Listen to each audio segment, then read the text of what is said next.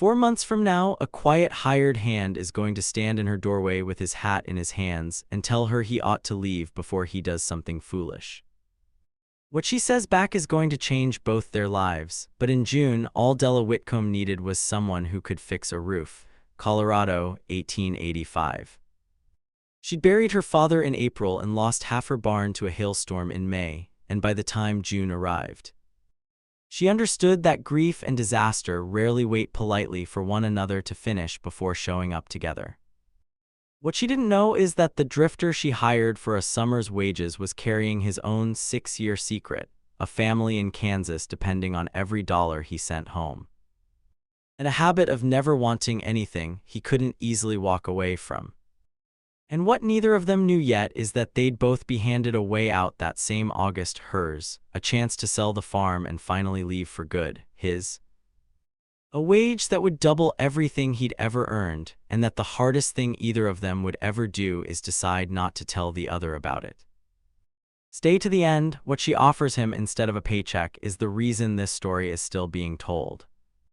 Della Whitcomb had buried her father in April and lost half her barn to a hailstorm in May, and by June had come to understand that grief and disaster rarely waited politely for one another to finish before showing up together.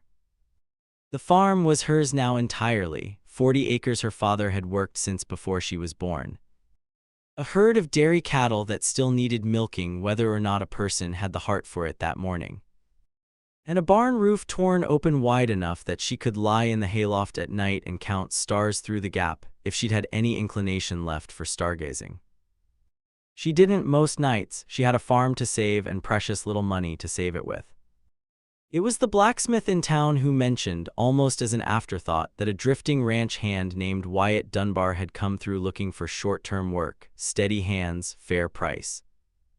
Gone again within the month most likely, but honest enough that the blacksmith would vouch for him personally. Della hired him the following morning, mostly out of necessity and only slightly out of curiosity about the quiet, sun-worn stranger the whole town seemed to trust on sight. Wyatt Dunbar took work where he found it, and had for 6 years running. Ever since his father's death had left his mother and younger sister in Kansas, depending on whatever wages he could send home each month.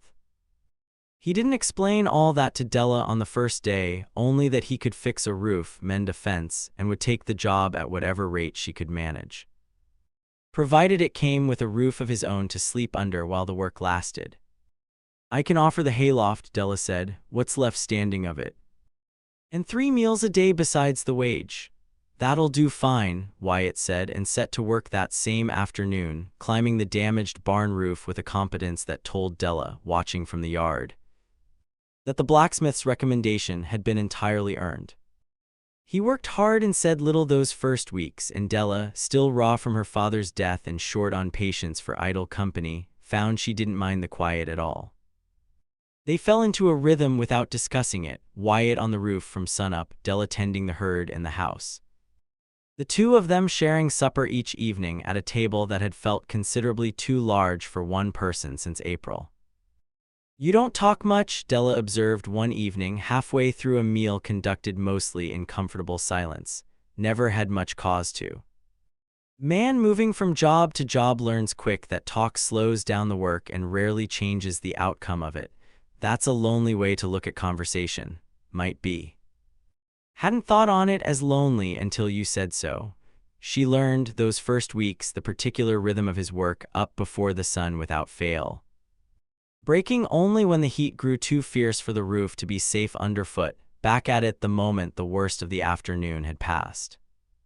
He ate whatever she put in front of him without complaint, thanked her plainly each time, retired to the hayloft each evening with the same quiet nod, as though the day had been nothing more remarkable than any other. She caught him more than once that first week working past dark and found herself, against her own better judgment, bringing a lantern out to the barn simply so he wouldn't have to finish patching a section by feel alone. "You needn't stay out here on my account," he said the first time she did it. "Wasn't planning to stay," Della said, setting the lantern on a nearby post. "Simply didn't care to explain to the doctor in town why my hired hand fell off a roof in the dark." Practical concern, entirely practical, she agreed, though she lingered a good while longer than the lantern strictly required. Watching him work with the particular satisfaction of someone who'd forgotten these past months what it felt like to watch anything on her farm improve rather than simply survive. The small gestures accumulated the way they generally did between two people sharing a farm's daily demands, Wyatt fixing the kitchen door's stubborn hinge without being asked. Della leaving a plate warming on the stove those evenings his roof work ran past dark. She came to discover a habit in him of fixing things whether or not they were actually broken. She found him one afternoon adjusting the latch on the chicken coop, a latch she'd used without complaint 3 years. That latch wasn't broken. It bothered me, it was supposed to stick a little. That's how I know the coop's properly shut for the night. Well, she said, now it'll shut easier. And you'll simply have to trust it did. I don't know that I trust things simply because a stranger tells me to. I fixed half your farm in 6 weeks.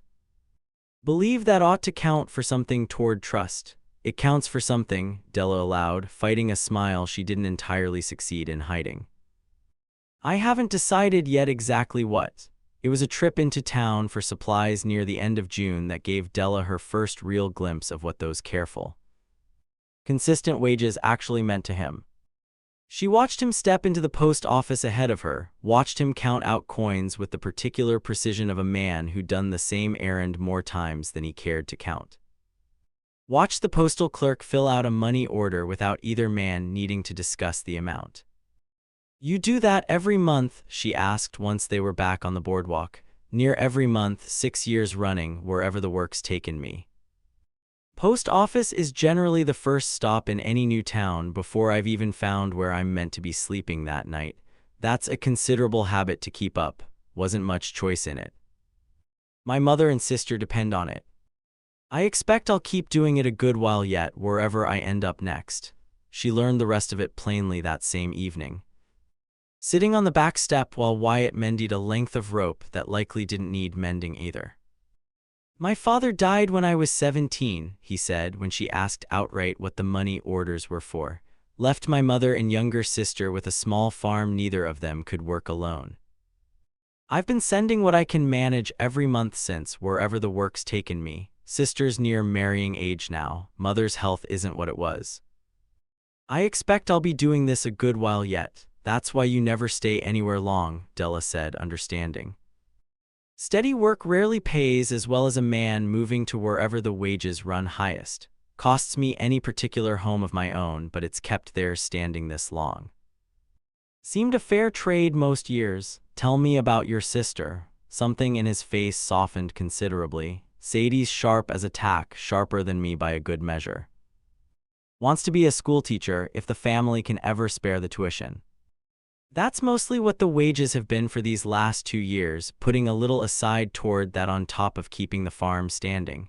You've never mentioned that before. Wasn't sure it was worth mentioning. Man doesn't generally lead with his sister's schooling when he's hired on to fix a roof. I'd have liked knowing it sooner, Della said. It's a fine thing to be working toward, Wyatt.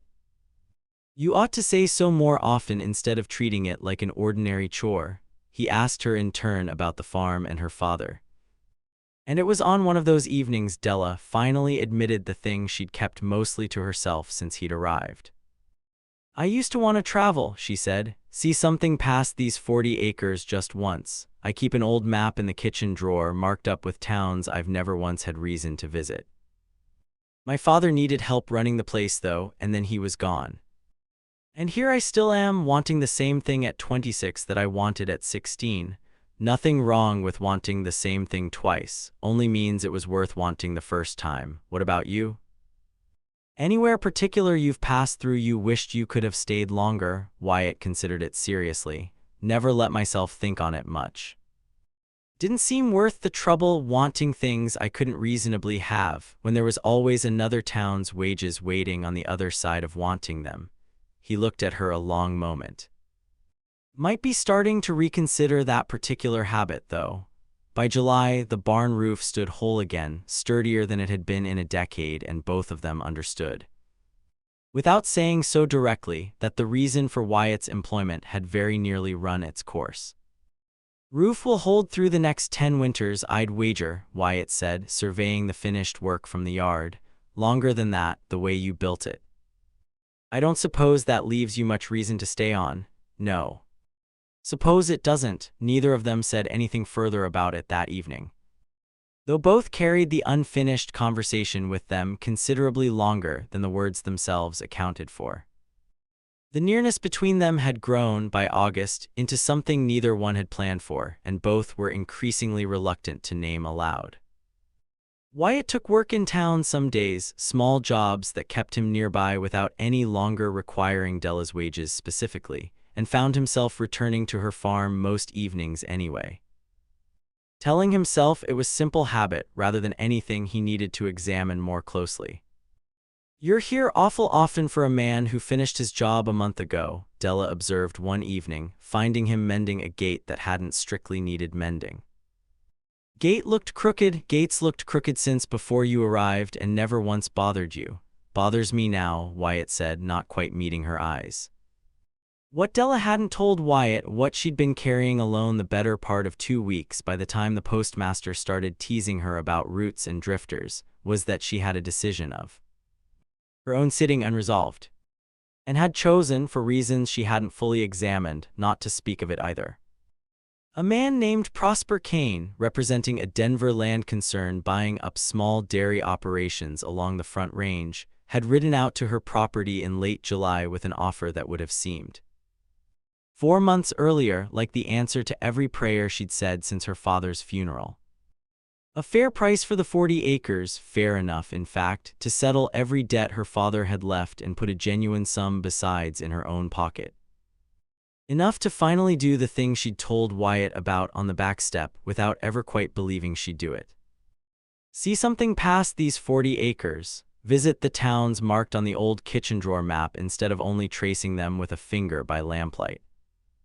"You'd want to think it over, of course," Kane had told her, entirely reasonable, entirely unhurried. "But operations like yours don't often draw offers this generous, Miss Whitcomb. A young woman alone. No family left to help you run it. I'd think carefully before turning away a chance to start fresh somewhere that doesn't ask quite so much of you." She hadn't turned it away outright. She'd told him she needed time, the same as Wyatt would later tell her he needed a night to think on Cheyenne. And she'd spent 2 full weeks doing her own private arithmetic in the evenings after Wyatt had gone up to the loft, what the farm actually meant to her now that her father was gone from it. Whether the wanting to travel she'd carried since 16 was still the truest thing she wanted, or whether it had simply been the only wanting available to a girl with no other options in front of her. She hadn't mentioned Kane's visit to Wyatt at all. It sat behind her ordinary conversation, the same 2 weeks his own unspoken decision about Cheyenne would later sit behind his, though neither of them yet knew the other was carrying something of the same shape. It was the barn roof itself, oddly, that settled it for her, standing in the yard one August evening, looking up at work Wyatt had done with a care she understood, even then. No temporary hired hand generally bothered with, and understanding that whatever she'd once wanted at 16 had quietly become something else since April. Not smaller, different. She wrote back to Kane that same week, declining the offer plainly, and told nobody, including Wyatt, exactly what had prompted the decision, or how close she'd come to a very different answer. She would tell him eventually, on the same evening as it happened, that his own secret finally came out from under his cot in the loft, folded and creased soft from reading. But in August she simply kept her own arithmetic to herself, the way he kept his. Both of them learning independently, and at nearly the same hour, the particular loneliness of carrying a decision alone, even in a house that no longer felt empty. It was a warm evening in late August, the two of them standing at her open front door as full dark settled over the farm, that the careful distance between them finally came close to giving way entirely.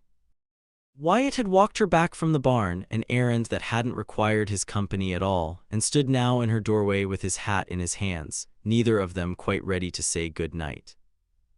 "I should go," he said finally, though he made no move toward the yard, before I do something foolish.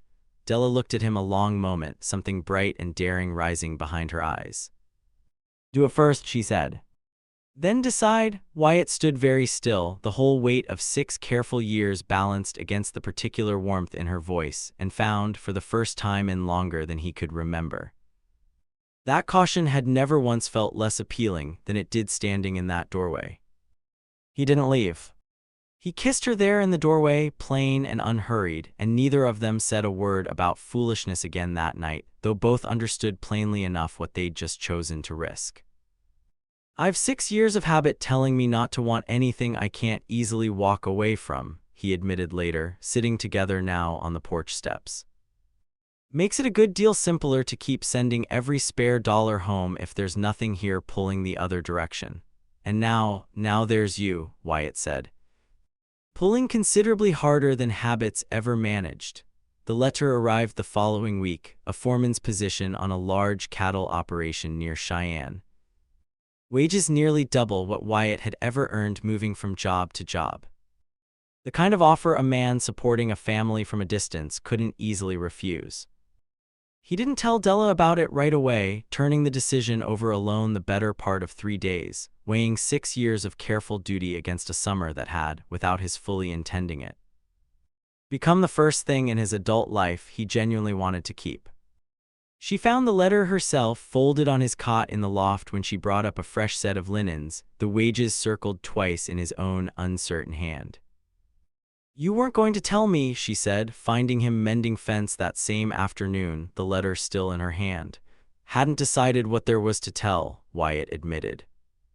Wages like that settle my mother and sister for good, no more scraping, no more wondering if this month's enough. A man doesn't turn that down easy, whatever else he might want alongside it. I'm not asking you to turn it down, Della said, though the words cost her plainly.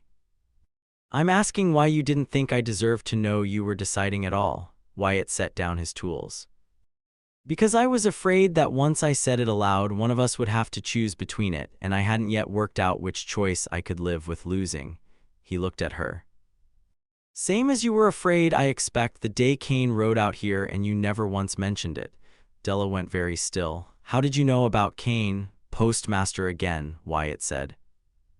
Man can't keep a secret in this county if his life depended on it. I've known 2 weeks. Didn't say anything on account of not having the right to ask you to turn down a fair price on my account when I hadn't yet told you about Cheyenne myself. She was quiet a moment. Something like relief moving through the guilt on her face. We've both been carrying the exact same fear separately then. Foolish when you say it plain. Foolish, Wyatt agreed.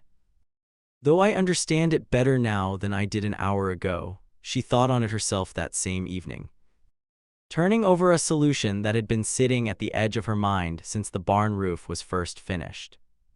The farm's more than I can properly run alone, she told him the following morning before he'd had the chance to give her any answer about Cheyenne.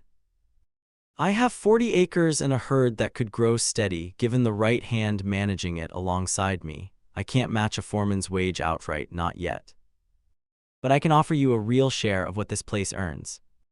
A fixed wage besides, and a stake in something that grows a little more each year instead of a paycheck that ends the moment the job does.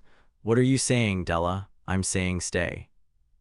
Not as hired help, as a partner. It won't match Cheyenne's wages this first year or maybe even the second, but it's yours, Wyatt.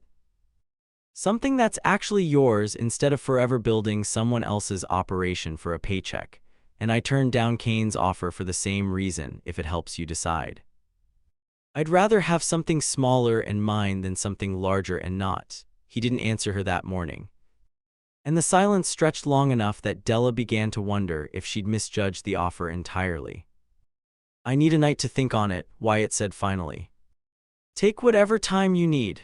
He walked the fence line alone that evening, turning the whole matter over with a heaviness he hadn't expected the decision to carry. He thought of his mother's hands worn rough from work she'd never once complained about. He thought of Sadie's letters, careful and hopeful, never once asking for more than he could give, though he knew she wanted more than either of them ever said outright. And he thought, despite himself, of a lantern held steady in the dark and a plate kept warm on the stove, and a woman who'd turned down her own way out of 40 acres without once mentioning it, so as not to pressure him toward staying. "I keep thinking," he told her the following morning, finding her in the yard before the day's chores had properly started, "that choosing to stay here means choosing myself over them. 6 years. I've never once put my own wanting ahead of what they needed. Don't rightly know how to start now without it feeling like I'm robbing them of something. I'm not asking you to choose me instead of them, Wyatt," Della said, understanding finally exactly what he'd been carrying alone that whole sleepless night. "I'm asking you to choose a life where you don't have to keep choosing between the two at all. This farm can still send money home every month, same as you have been. It can do it steadier, in fact, once the herd's grown the way I know it can. You're not abandoning your family by staying, Wyatt. You're simply finally building something solid enough that providing for them doesn't have to cost you everything else besides." Wyatt stood with that a long moment, the whole shape of 6 years finally settling into something he could actually hold. "I hadn't thought of it that way. I know, that's rather the trouble with carrying a thing alone for 6 years or 2 weeks. A person forgets there might be another way to carry it," he wrote back to the Cheyenne foreman that same week, declining the position with more gratitude than the brief letter strictly required, and sat down instead with Della to work out plainly and practically exactly what a real partnership between them would mean. They expanded the herd that autumn, modestly at first, using savings Della had kept carefully aside since her father's death, and wages Wyatt had, for the first time in 6 years, allowed himself to invest rather than simply send away in full. He kept sending money home every month regardless, the same steady amount he always had, and told his mother plainly, in the longest letter he'd written her in years, exactly what kind of life he was building now, alongside the wages. "You could have had Cheyenne's wages without any of this risk," Wyatt told Della once, watching the herd graze land that had grown slowly but honestly since summer. "I could have. I find I'd rather have this instead." They married that winter in a small ceremony at the farm itself, Wyatt's mother and sister making the long trip from Kansas for the occasion. The barn, roof sound, walls freshly whitewashed, served as the gathering place for a supper considerably larger than either of them had managed alone in years. The blacksmith came and made a point of telling anyone who'd listened that he'd known the arrangement would end in something more than a fixed roof the very first week. Watching how carefully Wyatt had chosen his materials for a job that was, by any reasonable accounting, entirely temporary. A man doesn't select lumber that careful for work he means to leave behind in a month. Sadie, sharp-eyed and openly delighted by the whole affair, spent a good part of the evening informing anyone who'd listened that her brother's letters home had grown noticeably longer and considerably more cheerful since the month he'd first mentioned fixing certain widow's barn roof. "I never once mentioned her by name in those letters," Wyatt protested, overhearing. "You didn't need to. A man doesn't describe a roof for 3 pages running unless there's something else on his mind entirely." Wyatt's mother took Della's hands at the edge of the gathering. "You gave him a reason to stop moving," she said. "I'd nearly given up hope he'd find one." "He gave me the same," Della said. "I'd nearly given up on this farm meaning anything beyond survival before he climbed up on that roof." Wyatt carved their initials into the new barn door that same week, low near the frame where only someone crouching to check the hinge would ever notice it. "Any particular reason you put it there instead of somewhere a person could actually see it? Some things aren't meant for anyone passing through to notice. Only for the 2 people who know exactly where to look." The farm prospered slowly over the following years, the herd growing a little each season rather than all at once. Wyatt's wages home arrived steadier than they ever had during his wandering years, exactly as Della had promised. Sadie's tuition was settled within 3 years, and she wrote often, teasing her brother relentlessly about the roof that had apparently cost him his whole bachelor's freedom. The chicken coop latch, still working exactly the way Wyatt had fixed it that first summer, remained a small point of household disagreement neither of them ever quite resolved. "You could have left it sticking," Della said once, years later, fighting with the latch on a cold morning. Could have, Wyatt agreed, not looking up from his coffee. Didn't want to, you're a stubborn man, Wyatt Dunbar. Learned it from a stubborn woman. Who once told a man standing in her doorway to do something foolish before he'd finished deciding whether to. Della's old map came out of the kitchen drawer for good the spring their 3rd year of marriage began. Its towns no longer simply marked, but slowly, deliberately visited. A week in Denver, once the herd could finally spare them. Then further still the following year, always returning home to the same barn door and the same small hidden initials waiting exactly where they'd left them. On one of those trips, standing at a hotel window in Denver overlooking a street she'd once only traced on paper by lamplight, Della told Wyatt, almost as an afterthought. The full account of Prosper Kane's visit, how close she'd come that July to selling the farm outright and simply leaving for good, the wanting to travel finally satisfied the easy way. Without a barn roof or a hired hand or any of what came after. I think about that sometimes, she admitted. How different a life it would have been. I don't regret the one I have.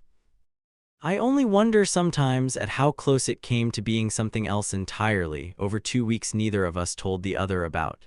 Wyatt was quiet a moment, looking out at the same street. Might be that's simply what most lives are, he said finally. A handful of weeks where everything could have gone a different way, and didn't. Mostly because 2 people were too stubborn or too scared to say so out loud until it mattered enough to risk it. That's a very tidy way of putting something that felt considerably messier at the time. Learned to be tidy about some things, Wyatt said. Man who spent 6 years counting coins at post office windows gets practiced at making complicated things sound simple. Doesn't mean they were, she laughed and took his hand, and they stood a while longer at the window before turning back to the room, the map folded in her bag for the next town. The farm and the barn door and the 2 hidden initials waiting patient behind them, exactly where they'd left them, exactly where they'd always be. Wyatt Dunbar had spent 6 years sending money toward a home he never got to live in himself. Della Whitcomb had spent 10 years dreaming about places on a map she never had reason to visit, and had very nearly sold the only home she had left to finally see them. What they learned slowly and honestly, and each in their own 2 weeks of separate, quiet fear, was that duty didn't have to consume every piece of a life before a person was finally allowed to keep something for himself, that a man could still provide for the family behind him and build a future in front of him. And a woman could still want the whole world and choose 40 acres instead, provided each of them found someone willing to build it alongside them, rather than asking them to choose alone.